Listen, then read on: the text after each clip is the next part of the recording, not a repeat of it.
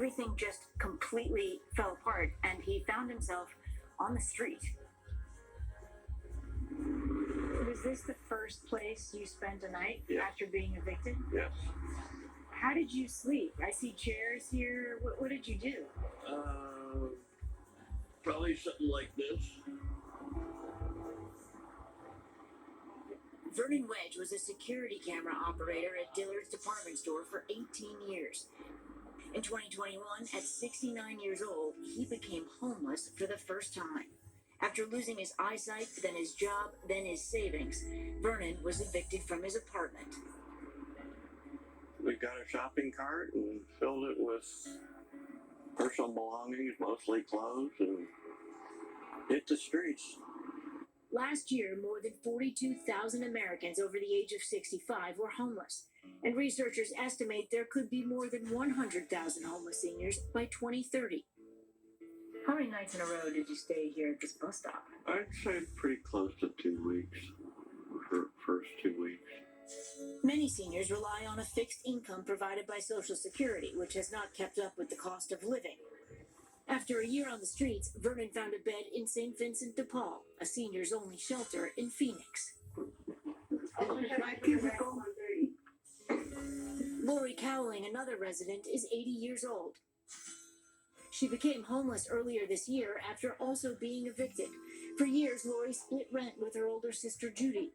But last year, when Judy was diagnosed with dementia and moved to a care facility, Lori was unable to afford rent on her own. You mentioned to me that you get a Social Security check. How much do you get, if you don't mind me asking? $10.33. Okay. So just over $1,000. Yes. Is that enough to rent an apartment in Phoenix? No. The place I was at for a studio, it would have cost 13 something. And for that one, it would have been 1,600. So that Social Security check is nowhere near the amount of money that you would need to actually survive in the city. Yes. The first 2 weeks after she was evicted, Lori, just like Vernon, had to find a bus stop. Where did you go to the bathroom? I put the cart there. I hide myself behind the cart and pee in a cup. I keep my wipes with me all the time where I can wipe my hands. At St. Vincent de Paul, residents can stay in these 8x8 cubicles for a maximum of 2 years. Vernon is now 73 years old. He has 8 months left at this shelter.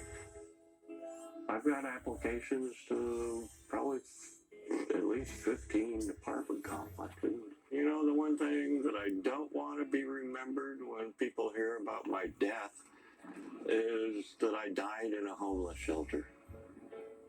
Oh, wow, that is so powerful. And it's got to be so much harder for seniors in particular. Homelessness or being unhoused is hard for anyone. Right. And think about this, Kate. We were there in July in Phoenix. Yeah. And the temperature is over 110 degrees on the streets. He was on the streets for over a year. Lori Cowling was also on the streets for over a year.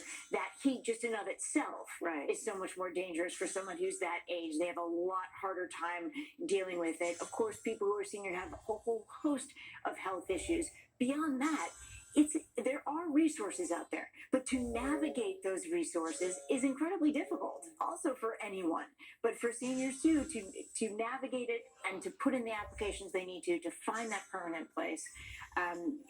It's so much harm. I'm so glad that you're doing this reporting stuff. Thank you so much. And I want to tell people the full 10-minute documentary can be found at NBCnews.com.